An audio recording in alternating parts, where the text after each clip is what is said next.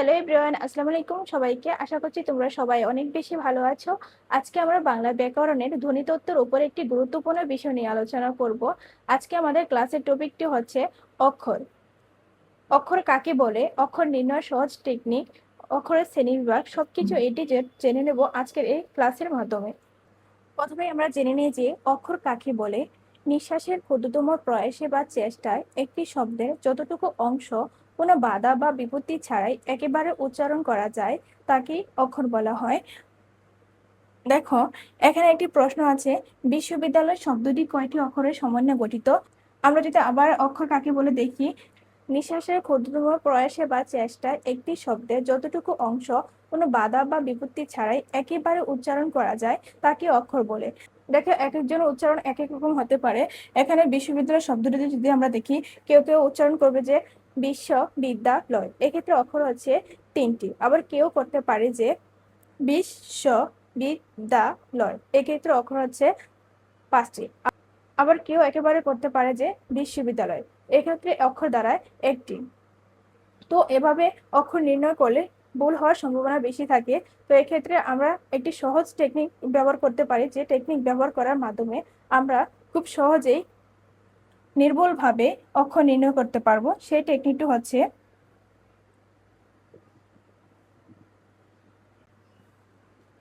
দেখো, প্রথমে শব্দটি বাংলিশ পদ্ধতি লিখতে হবে। অর্থাৎ প্রথমে হচ্ছে আমরা শব্দটি বাংলিশ পদ্ধতি লিখব। লেখার পর যতটি বাউল থাকবে ততটি অক্ষর হবে। আমরা যখন একটি শব্দকে বাংলিশে লিখবো, অর্থাৎ এসএমএস পদ্ধতিতে, এরপর সেই শব্দে যতটি বাউল থাকবে ততটি হচ্ছে কি অক্ষর হবে।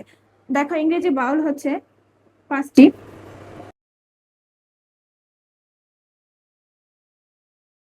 আমরা যদি দেখি বিশ্ববিদ্যালয় শব্দটি কয়টি অক্ষরের সমন্বয়ে গঠিত, তাহলে আমাদের কি করতে হবে? প্রথমে হচ্ছে বিশ্ববিদ্যালয় শব্দটি বাংলিশ পদ্ধতিতে লিখবো।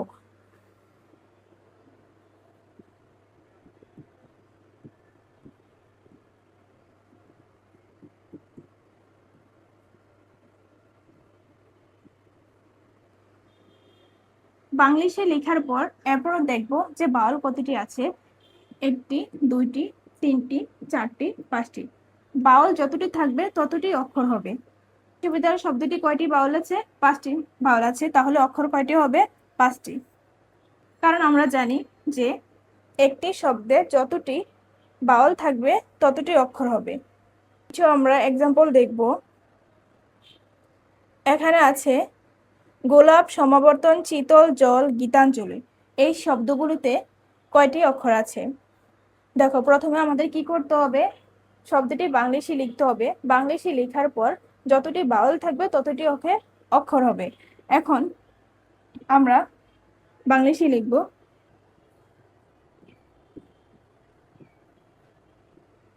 এখানে গোলাপ শব্দে বাউল আছে একটি, দুইটি, তাহলে অক্ষর কয়টি হবে?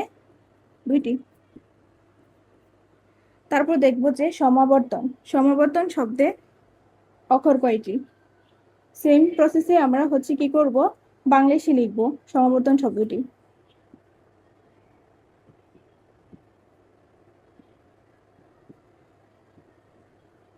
এখন দেখব যে বাউল কতটি আছে।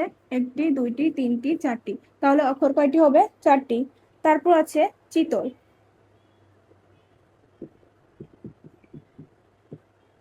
চিতলে বাউল হচ্ছে একটি, দুইটি, অক্ষরও হবে দুইটি। কারণ আমরা জানি যে বাউল যতটি হবে অক্ষরও ততটি হবে। তারপর হচ্ছে জল। জল শব্দে বাউল আছে একটি, তাহলে অক্ষরও হবে একটি। তারপর আছে গীতাঞ্জলি।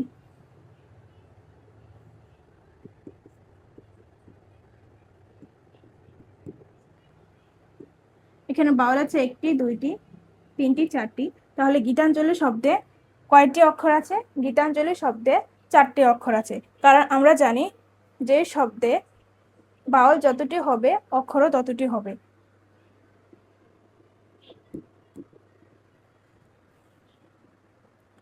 তবে একটি জিনিস তোমরা মনে রাখবে, দুটি বাউল যদি পাশাপাশি বসে তাহলে একটি অক্ষর হিসেবে গণ্য হয়।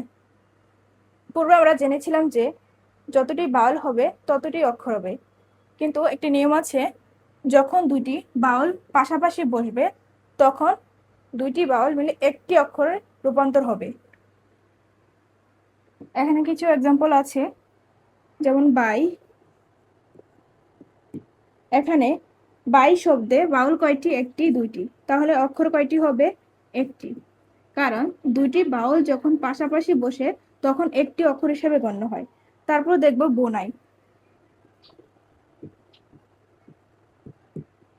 বোনাই শব্দে বাউল কতটি আছে? একটি, দুইটি, তিনটি, কিন্তু অক্ষর হবে কয়টি? দুইটি।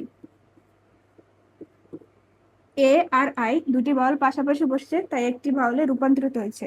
তারপর আছে হৈমন্তী।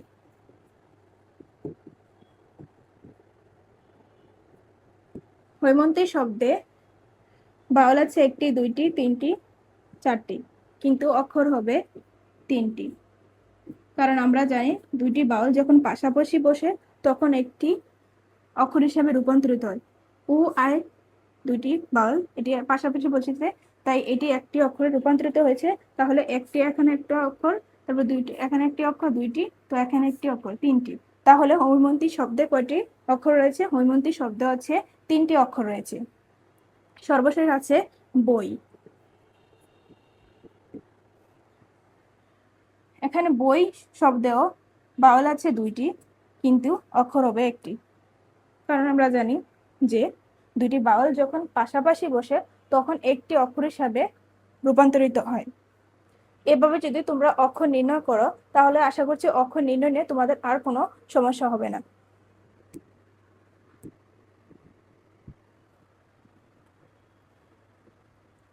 পরবর্তীতে আছে, যে সকল শব্দে একটি মাত্র অক্ষর থাকে তাকে একাক্ষর শব্দ বলে। তাহলে আমরা একাক্ষর শব্দ কিভাবে ভার করব? সেম ভাবে প্রথমে হচ্ছে আমরা একটি শব্দকে বাংলিশে লিখব, লিখার পর অক্ষরে রূপান্তর করব। তারপর যদি একটি অক্ষর থাকে শব্দটিতে তাহলে সেই শব্দটি হবে একাক্ষর শব্দ। তাহলে বোন শব্দটি হচ্ছে আমরা প্রথমে বাংলিশে লিখব। এখানে বোন শব্দে বাউল কতটি? একটি, তাহলে অক্ষর হবে কতটি? একটি। যে শব্দে একটি অক্ষর থাকে তাকে একাক্ষর শব্দ বলে। তাহলে বোন শব্দটি কি শব্দ? বোন শব্দটি হচ্ছে একাক্ষর শব্দ। তারপর আছে জল। জল শব্দে বাউল কয়টি? একটি, তাহলে অক্ষর হবে কতটি? একটি। যে শব্দে একটি অক্ষর থাকে সেই শব্দটি কি হয়? একাক্ষর শব্দ হয়। তারপর আছে বাই।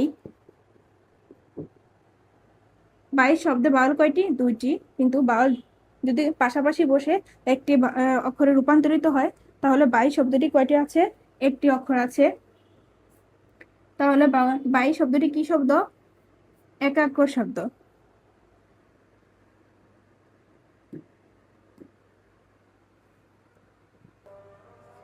এবার আমরা জেনে নেব যে অক্ষর কত প্রকার। অক্ষর হচ্ছে দুই প্রকার, স্বরান্ত অক্ষর আর হচ্ছে ব্যঞ্জনাত্মক অক্ষর। স্বরান্ত অক্ষর কাকে বলে?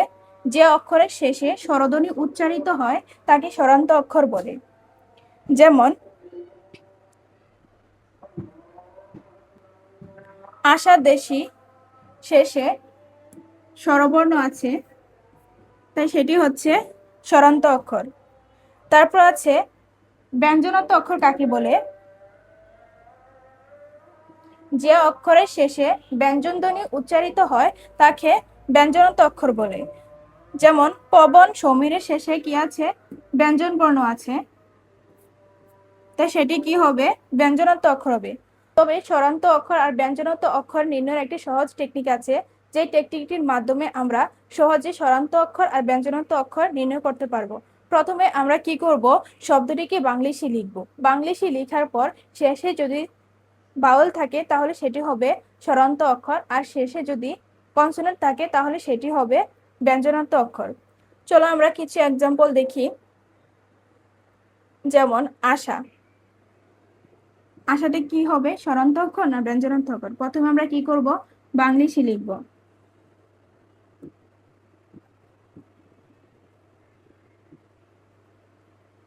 আশা শেষে কি আছে?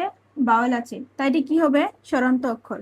কারণ আমরা জানি শেষে যদি বাওয়েল থাকে সেটি হবে স্বরান্ত অক্ষর, আর যদি শেষে কনসোনেন্ট থাকে সেটি হবে ব্যঞ্জনান্ত অক্ষর। তাহলে শেষে কি আছে? বাউল আছে, তাই আশাটি কি হবে? স্বরান্ত অক্ষর হবে। তারপর আছে দেশি। সেম ভাবে হচ্ছে আমরা কি করব? বাংলিশে লিখবো দেশি। এখানে কি আছে? বাউল আছে, তাহলে এটি কি হবে? স্বরান্ত অক্ষর হবে। তারপর আমরা দেখব ব্যঞ্জনান্ত অক্ষর নির্ণয়ের সহজ টেকনিক। প্রথমে শব্দটি কি করতে হবে? বাংলিশে লিখতে হবে। তাহলে পবন শব্দটি আমরা কি লিখব? বাংলিশে লিখব। শেষে কি আছে? কনসোনেন্ট আছে। শেষে যদি কনসোনেন্ট হয় সেটা কি হয়? ব্যঞ্জনান্ত অক্ষর হয়। তারপর আছে সমীর।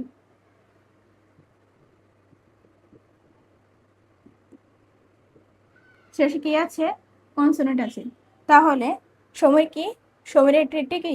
ব্যঞ্জনান্ত অক্ষর।